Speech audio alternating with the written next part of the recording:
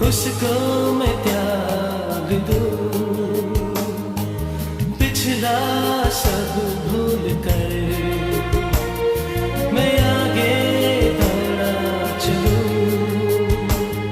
जो मेरे लिए धन था उसको मैं त्याग दूं, कि मैं पाऊं उससे पुरस्कार। दौड़ा मैं जाऊं कि मैं पाऊं उससे पुरस्कार।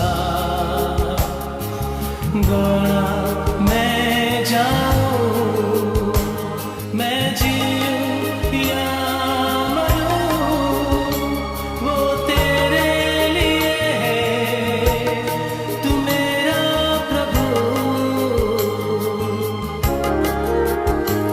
मेरे जीवन का मकसद तू है, मेरे जीने का कारण तू है। मैं जीऊं या मरूं, वो तेरे लिए है, तू मेरा प्रभु।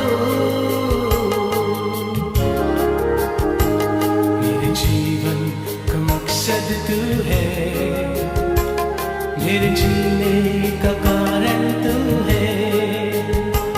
मैं जीऊं या मरूं, वो तेरे लिए है, तू मेरा प्रभु।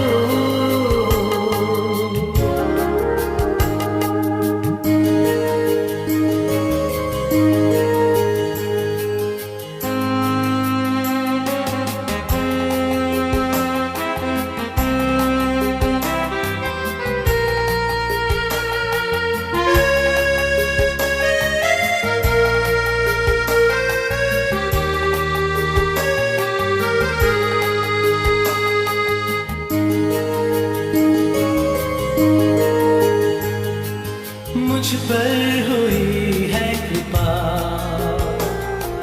बेकार न जाने दूं। जिसने मुझे है चुना, उसकी ओर मैं बढ़ूं। मुझ पर हुई है कृपा, बेकार न जाने दूं। जिसने मुझे है चुना, उसकी ओर मैं बढ़ूं। देखूं तेरी सलीब पर खींचा मैं जाऊं।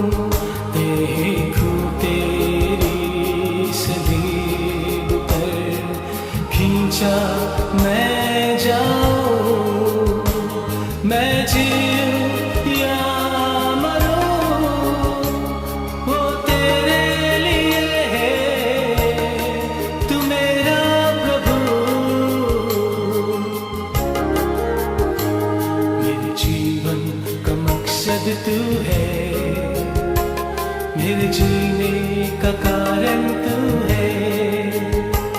मैं जीऊं या मरूं, वो तेरे लिए है, तू मेरा प्रभु।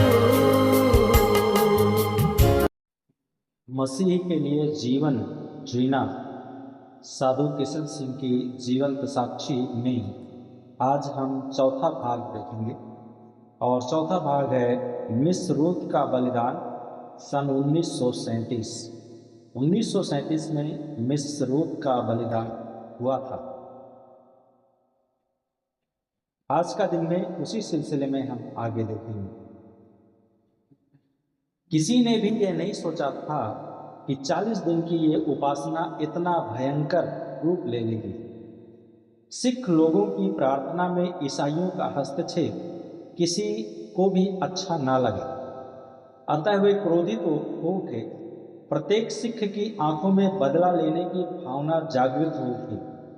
भगवान का यूं यीशु के रूप में दर्शन देना उनके अपने धर्म का अपमान सा प्रतीत होने लगा। धन्नन कौर मिस रूथ को भी बचाना चाहती थी, परंतु क्रोधित भीड़ ने उसे वहां से पीछे की ओर ढकेल दिया। सारे लोग एक साथ चिल्ला रहे थे, मार डालो, उसे छोड़ना मत।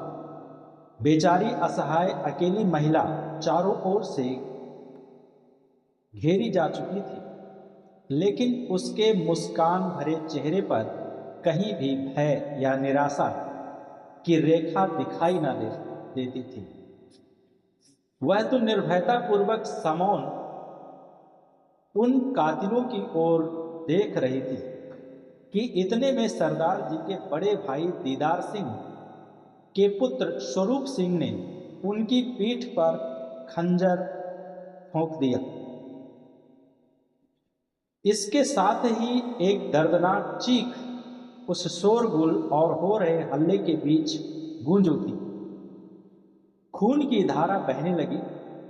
मिसरूत का शरीर तेज हवा में मरमराते पत्ते की तरह थरथराने लगा, लेकिन उसकी उन प्यार भरी आंखों के दुख के आंसू ना थे। उनकी आंखों में दुख के आंसू ना थे, लेकिन उसकी उन प्यार भरी आंखों में दुख के आंसू ना थे, बल्कि एक अलौकिक चमक हो रही थी। स्वरूप सिंह ने उसे गिरने भी नहीं दिया। उसने दावे के साथ प्रश्न किया, अब बुला अपने यीशु को। मिसरूत के हाथों में उसकी प्रिय बाइबल थी। उसे खोलकर रोमियो 12:1 पद पढ़ा। इसलिए हे भाइयों, मैं तुम्हें परमेश्वर की दया का स्मरण दिलाकर विनती करता हूं कि अपने शरीरों को जीवित और पवित्र और परमेश्वर को भावता हुआ बलिदान करके चढ़ाओ, यही तुम्हारी आत्मिक सेवा है। फिर वहां उपस्थित लोगों से बोली, अपने प्रभु यीशु के लिए अपना शरीर का बलिदान करना ही मेरे करने योग्य सर्वोत्तम आराधना है। इसे मैं आज अत्यंत आनंदपूर्वक पूरा कर रही हूं। सचमुच मैं बहुत प्रसन्न हूं। थोड़ी दूर पर किशन सिंह को खड़ा था। थोड़ी दूर जो किशन सिंह खड़ा था, उसकी ओर दृष्टिपात कर बोल उठी, बेटा, ये लो मेरी बाइबल। अब तुमको यीशु के लिए मेरा स्थान ग्रहण करना पड़ेगा तथा इस पवित्र धर्मशास्त्र का सत्य सबको सुनाना होगा। मिसरूत के थरथर कांपने वाले हाथों में जो बाइबल थी, उसे लेने के लिए किशन सिंह ज्यों ही उसके निकट आया, त्यों ही वहां उपस्थित भीड़ ने उसे पीछे की ओर धकेल दिया तथा मिसरूत के दोनों हाथों को काट डाला। बाइबल के साथ ही दोनों हाथ जमीन पर गिर पड़े। मिसरूत ने कहा, तुम नहीं जानते कि यह क्या कर रहे हो, परंतु अब जल्दी ही मेरे प्रभु यीशु को जान जाओगे। इस पर स्वरूप सिंह गरज उठा, कहां है तेरा यीशु? अभी उसे बुला। मिसरूत ने अपनी छीड़ हुई आवाज में कहा, मेरा यीशु मेरे हृदय में है। मेरा यीशु मेरे हृदय में है, पृथ्वी के हर कोने में है। यहां भी है, पर उसे देखने के लिए आत्मिक आंखों को खुला रखना चाहिए। यह सुनकर स्वरूप सिंह को भी गुस्सा आ गया और उस क्रोध के आवेश में कहा, अभी तेरे उस यीशु को बाहर निकाल देता जो तेरे हृदय में छिपा बैठा। इसके साथ ही वह मिसरूत के प्रत्येक अंग को एक एक करके काटने लगा। दोनों कान, नाक आदि अंगों को काटने के बाद उसके पेट में खंजर भोंक दिया। उस समय तक असहाय वेदना की अवस्था में मिसरूत व्यथा भरी आवाज में बोल उठी, हे प्रभु, इसे क्षमा कर। उसकी यह अंतिम प्रार्थना पूरी हो भी ना पाई थी कि स्वरूप सिंह ने उसके सिर को धड़ से अलग कर दिया। मिसरूद का शरीर सदा के लिए ठंडा हो गया। यूं उस पवित्र स्त्री ने अपने पवित्र शरीर तथा आत्मा को अपने प्रभु के श्री चरणों में सदा के लिए समर्पित कर दिया। उसके घायल शरीर से जो खून की धारा बहने लगी, वह उसकी बाइबल के निकट तक बहकर क्रूस के चिन्ह के रूप में परिणित हो गई, जिसे देखकर वहां उपस्थित लोग भयभीत हो गए। स्वरूप सिंह भी अब पछताने लगा। उसने पछताते हुए कहा, ईश्वर की परम भक्तिनी का यूं खून करना बड़ा अनर्थ कर रहे थे। मिसरूद के शरीर में भी प्रभु यीशु की दिव्य शांति विराजमान थी। अतः उसके शरीर को यदि कोई रोगी स्पर्श करता तो वह निरोग हो जाता था। उसकी बोली में भी इतनी मिठास होती थी कि सुनने वाले उसके ही हो जाते थे। आखिर उसके खून में भी यीशु की ही दिव्य शक्ति पाई गई, यानी उसके खून की धारा क्रूस बन गई। एक और मिसरूद का वो पार्थिव शरीर पड़ा था और उसके निकट ही उतना ही बड़ा रक्त क्रूस पड़ा था, जिसे देखकर लोगों के सिर अनजाने ही श्रद्धा के भार से झुकने लगे। उसी समय वहां पुलिस भी आ गई और उसी स्थान पर स्वरूप सिंह को बंदी बना। स्वरूप सिंह इंस्पेक्टर की अनुमति लेकर उस देवी मिसरूद के पैरों पर गिर पड़ा और रो पड़ा, मैं कितना बड़ा पापी हूं। उसी आवेश में वह रक्त क्रूस के निकट चलकर उस क्रूस का रक्त अपनी हथेली पर लेकर अपने मस्तक पर क्रूस बना ली। तदंतर वह पुलिस के हवाले में चल पड़ा। धन्नन कौर बाइबल जहां पड़ी हुई थी वहां आई और उसे उठाकर अपने पुत्र किशन सिंह को के सीने से लगा दी।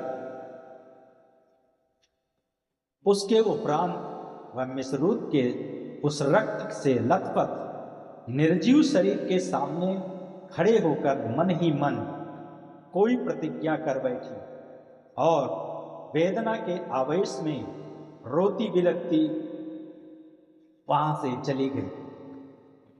पुलिस मिसरूद के उस रक्तखंड हुए शरीर को एकत्र कर उठा ले गई।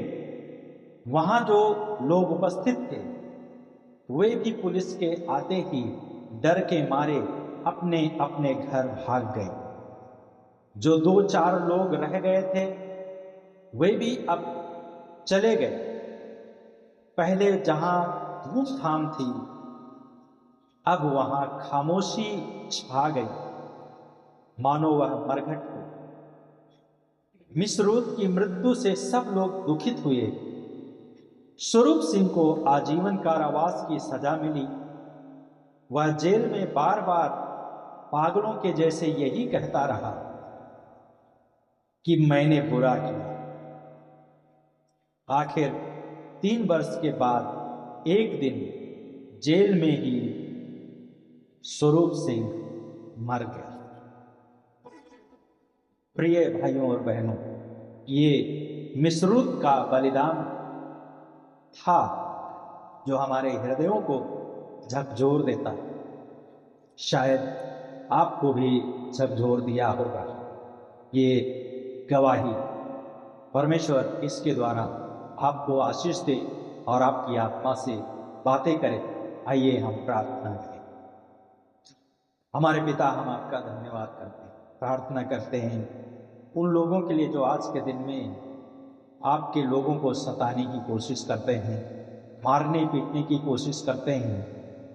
हम प्रार्थना करते हैं ऐसे भक्तों को आप खड़ा करें ताकि लोग प्रभु इसी प्रकार का अपने जीवन में निर्णय ले सकें और प्रभु नाश होने से लोगों को आप बचाएं ताकि कोई भी प्राणी नाश ना हो। आपने हर एक से प्यार करते हैं और हर एक के लिए अपना खून बहाया।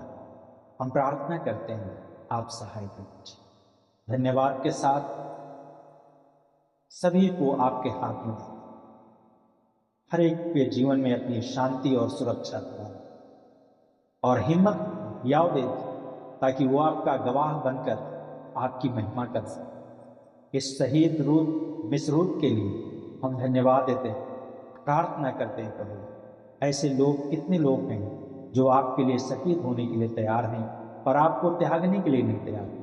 हम प्रार्थना करते हैं लोगों को हिया और हिम्मत देकर अपनी महिमा के लिए, अपनी गवाही के लिए आप इस्तेमाल करें। धन्यवाद के साथ हम सभी पदाधिकारियों को और लोगों को आपके हाथ में देते हैं। प्रभु आप उनके भी आत्माओं से बातें करें और वो भी जान सकें कि एकमात्र सच्चा जीवित परमेश्वर केवल प्रभु यीशु मसीह और लोग आपको जानकर प्रभु अपना जीवन आपको दे सके। कोई धर्म नहीं लेकिन अपना जीवन बदल सके। धन्यवाद साथ प्रार्थना यीशु के नाम से मांगते हैं, आमीन। प्रभु आशीष।